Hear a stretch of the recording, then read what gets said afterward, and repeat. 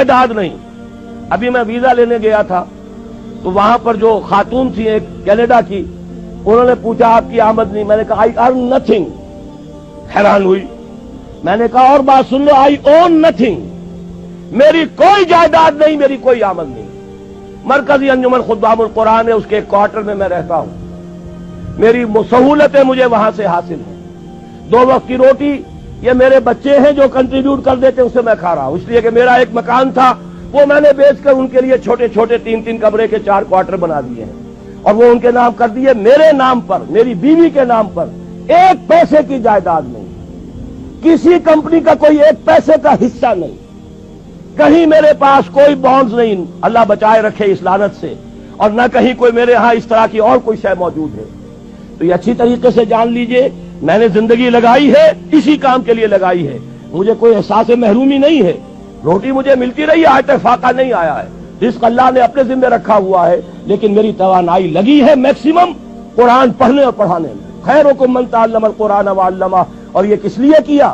جب انجمن خدام القرآن لاہور کی قائم کی تھی, اس کے دیباچے میں لکھ دیا تھا کہ میں صرف انجمن بنانے کا قائل نہیں ہوں, میرے پیش نظر اقامت دین کی فرضیت ہے, میں ایک جماعت قائم کرنا چاہتا ہوں. یہ پہلا قدم ہے مرکزی انجمن خدام القرآن کا, اور یہ 1972 کی بات ہے, آج سے 21 برس قبل کی جو میں آپ کو بتا رہا ہوں.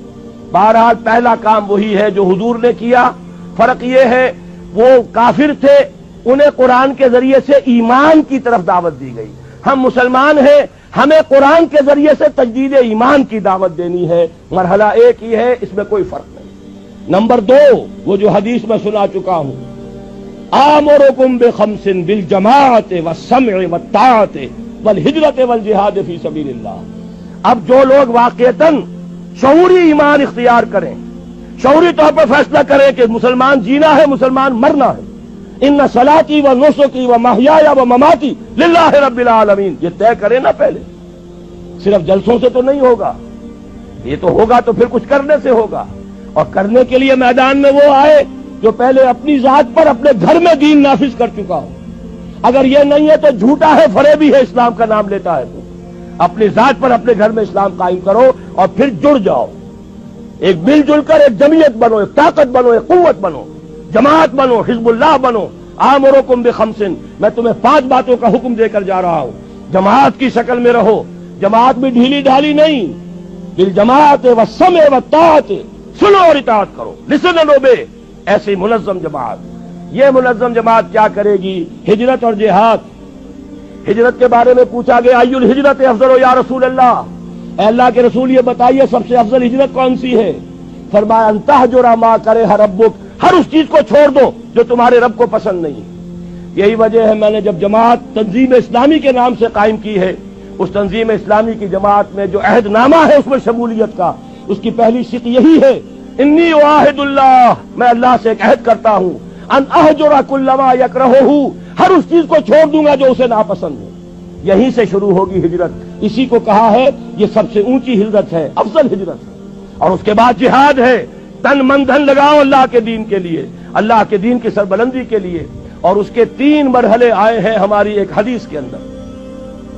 تم میں سے جو کوئی بری کو دیکھے, حدیث بہت عام ہے, سب کو یاد ہوگی, اس کا فرض ہے طاقت سے روکے, اور اگر اس کی ہمت نہیں ہے زبان سے روکے, اس کی بھی ہمت نہیں ہے تو دل سے نفرت ضرور رکھے, اور یہ ایمان کا کمزور ترین درجہ ہے.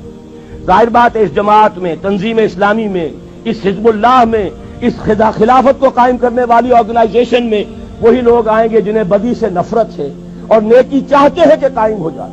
وہ معاونین کی تحریک ہم نے رکھی ہے, تحریک خلافت کے معاونین.